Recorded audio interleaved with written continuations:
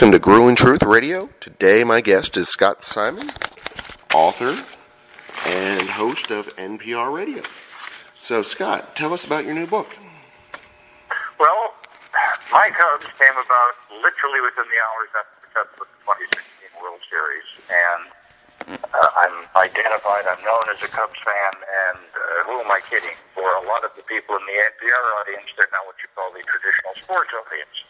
And so they have always found my open heart to the Cubs to be a little bit of a curiosity. And then, of course, there are people more in sports who have more understanding. But turns out I have family connections to the Cubs. My father, my Uncle Jack Burkhouse, was a longtime Cubs announcer. And my Auntie Marion was married to Charlie Grimm, who was the Cubs first baseman and was their manager in 1945. And at last, obviously, we're in the World Series, and he was forever enshrined at the center of Norman Rockwell's painting, The Dugout, looking as he complained like a basset hound at some imagined imbecility that the Cubs committed on the field. And it just became obvious to me that I really wanted to share my love of the Cubs and what they had meant in my life, what they had meant to me with others, and thought that others might be interested in reading about it, because we all connect with our favorite sports teams in very personal ways. And when I say the Cubs are my favorite sports team, I don't mean they're just my favorite sports team. They are an important part of my life. Exactly. Like you were saying, that's how a lot of people associate you. I mean, I know with down here in Kentucky, everybody's always talking about how they bleed blue. I'm sure it's the same up there in Chicago, right?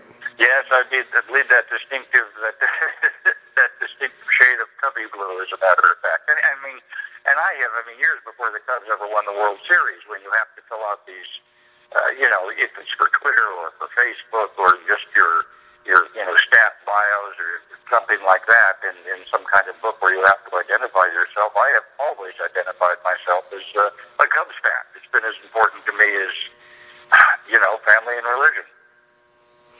So tell us about how excited you were with that 26 World Series. I'm sorry, I didn't quite get that. I was saying, tell us about how excited you were with this last year with the World Series. Oh, my God.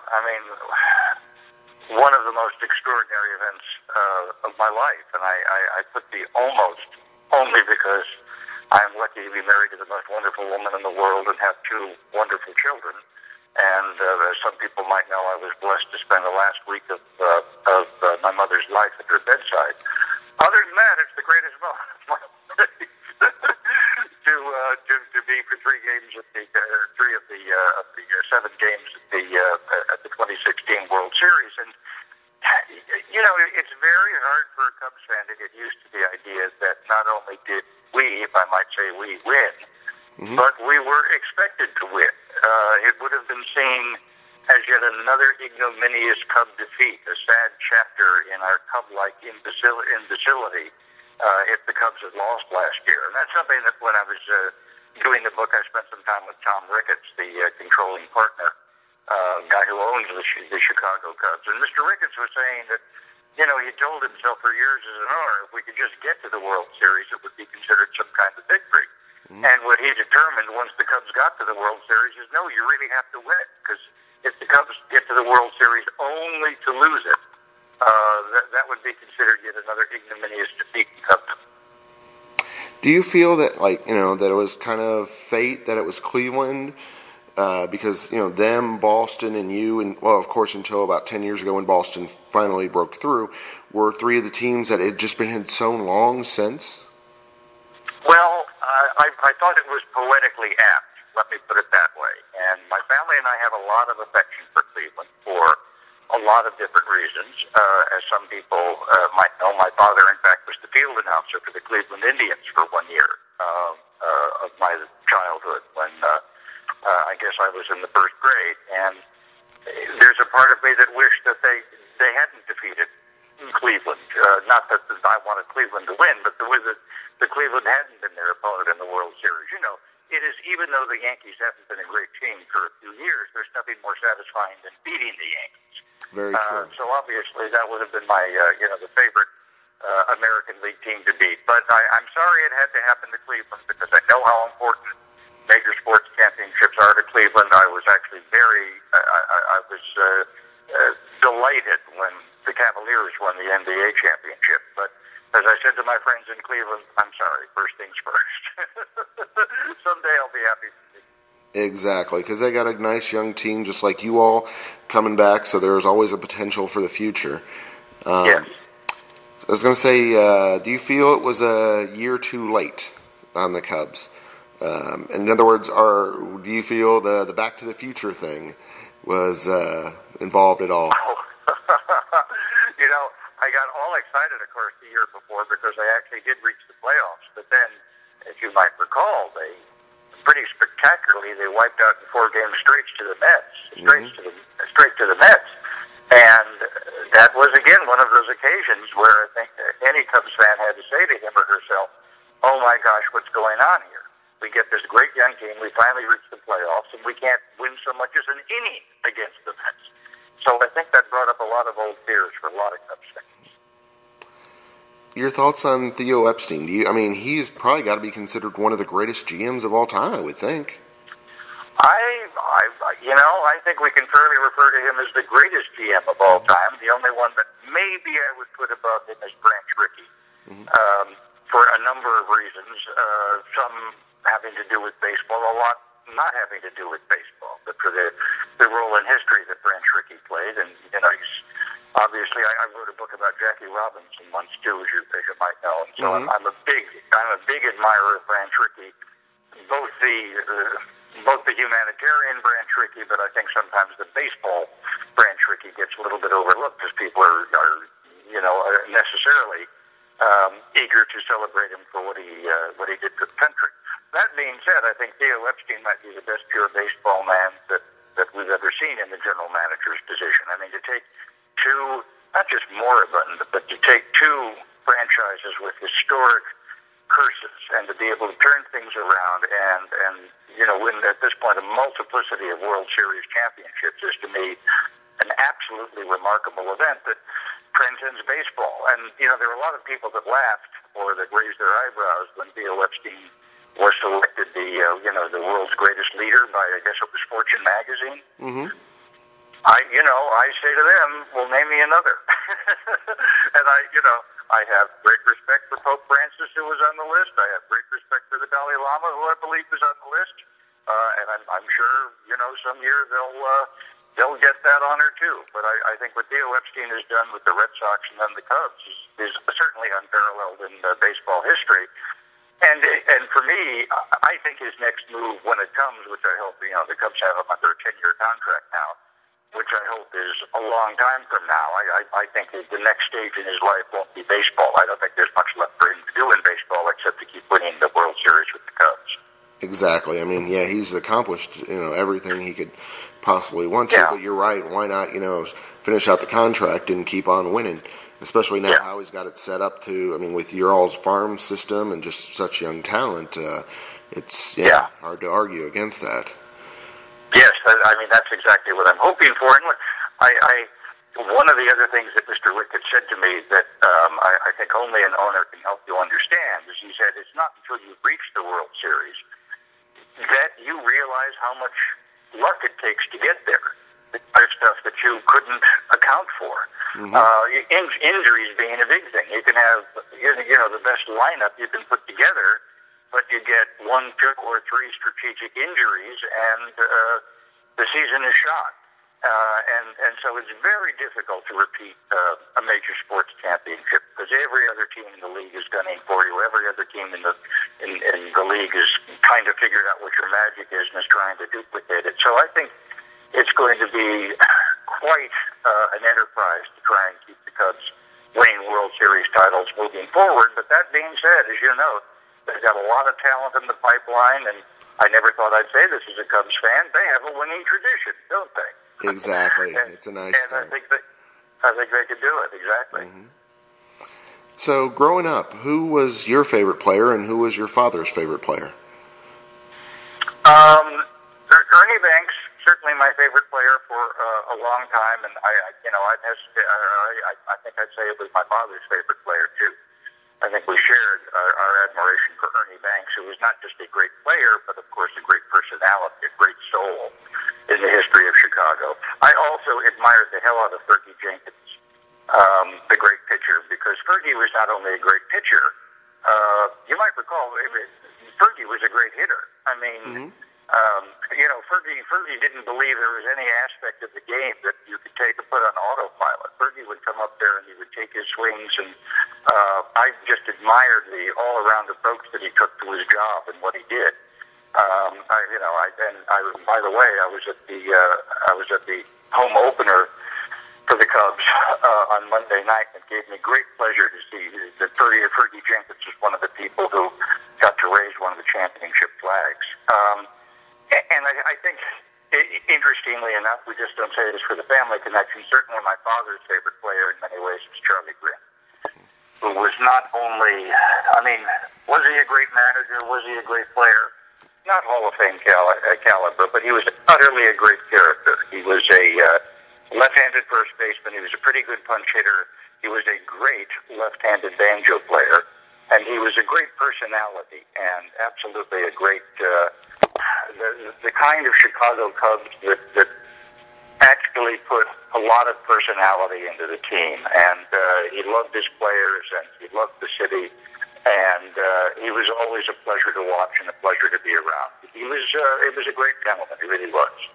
Yeah, when I was reading it, it reminded me a lot of down here in Cincinnati how we had Joe Nuxhall. We were lucky enough to have him part of the organization for 50 some odd years, and that he represented the organization. He had a really nice career, but it wasn't, like you said, it wasn't Hall of Fame, but just how he represented the organization was in a Hall of Fame type of status, just building as a representative of baseball.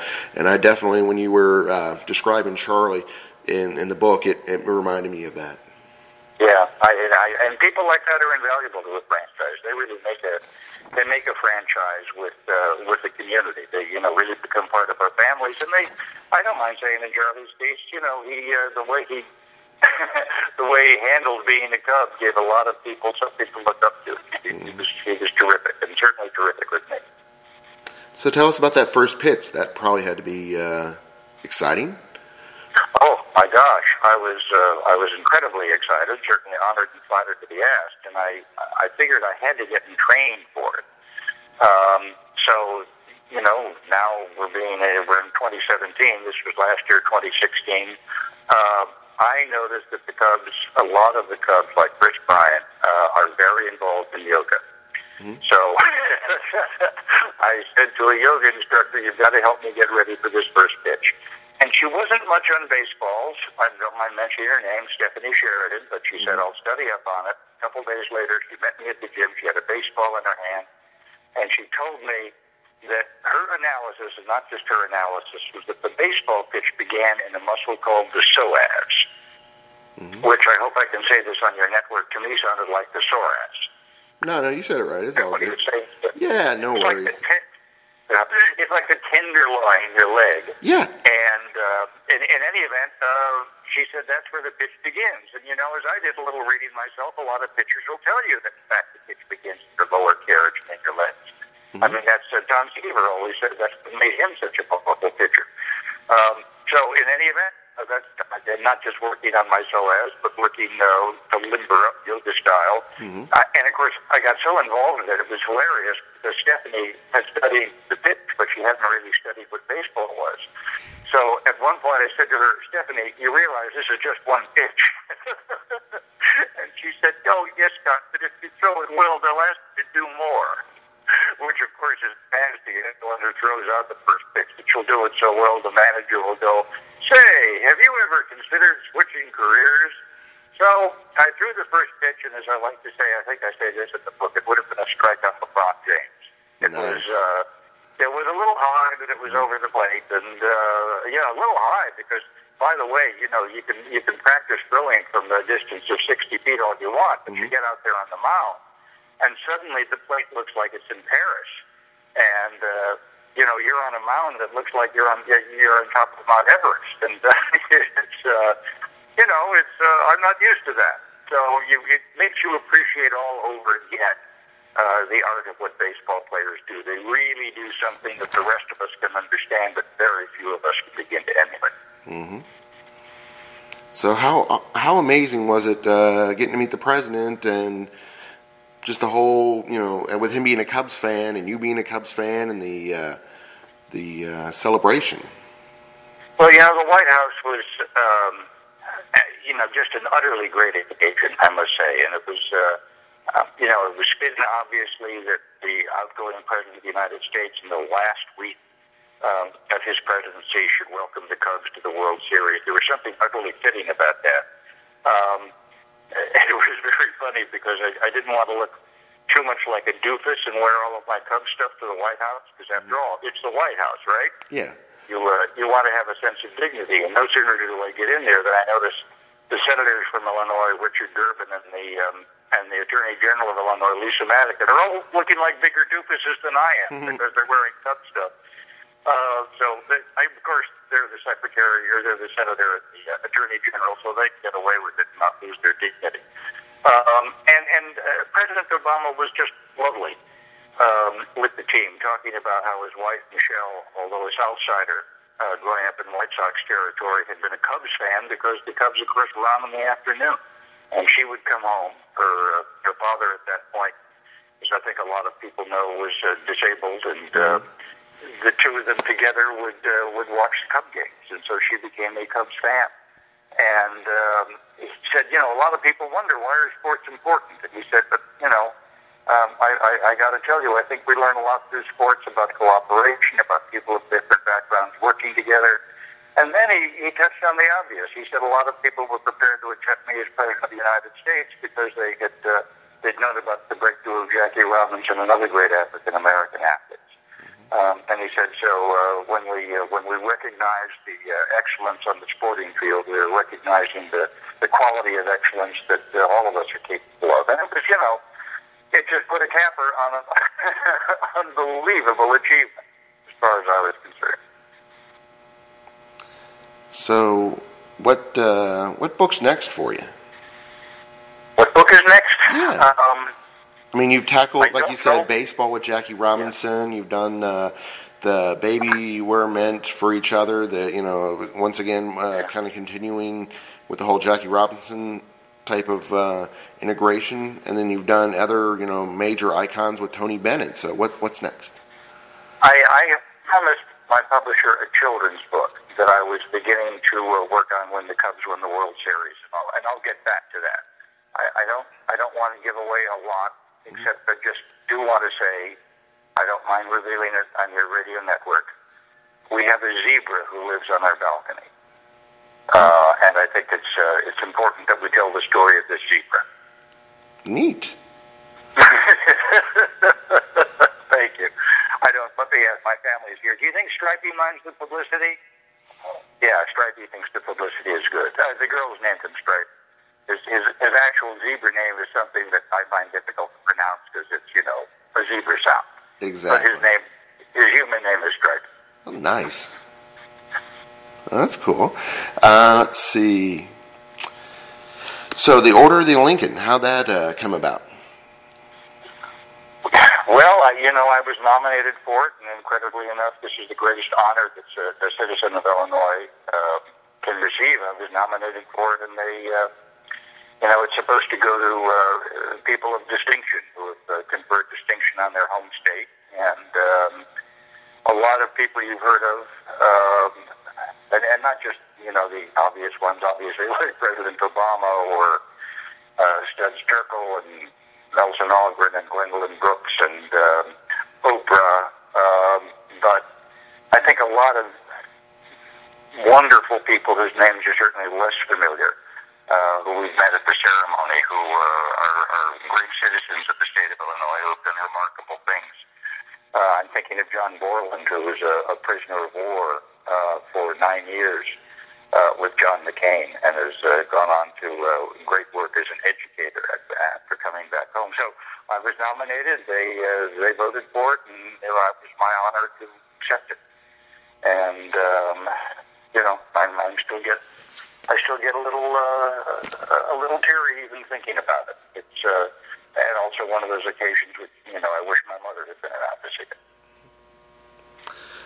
Obviously, all the Cubs fans, which is a huge amount, because like you mentioned, with the Cubs being on in the afternoons, was WGN? I believe that's WGN, yeah, exactly, yeah. So, I mean, no matter where you were, the Cubs and the Braves, it always felt, once cable started, they were always on. So because people always ask how the Cubs grow so big fan base wise, and I don't know. That's just my opinion. That's part of it. I think that absolutely had a lot to do with it.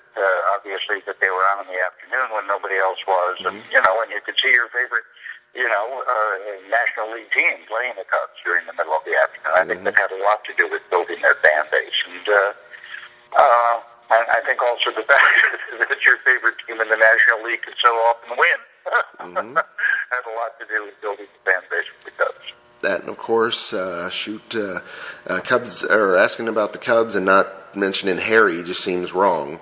So, I mean, you're absolutely right. And because, I did not know Harry very well. Met him just a few times. My Uncle Jack certainly knew Harry very well. And they had the kind of stories about each other that friends do. Mostly, they would kid each other about not picking up the check when they went out together. But that's a good example, because he was on WGN in those years when, and I say this with respect for a great announcer like Bob Costas, who I think was kind of setting the style for great announcers. But, you couldn't tell which side Bob Costas was rooting for, and that was by design. Bob wanted to be a fair voice for all sides, and I admire that. I mean, I hope I do that in my news work.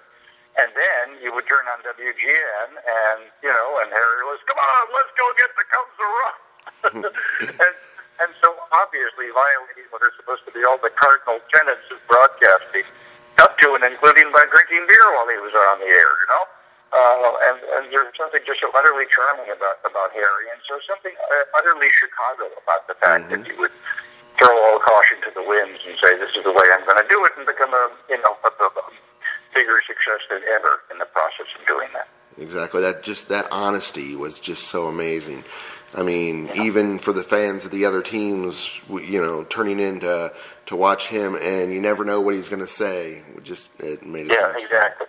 Absolutely. Never knew what he was going to say. That was great, I wish there was more of it today, I don't mind saying.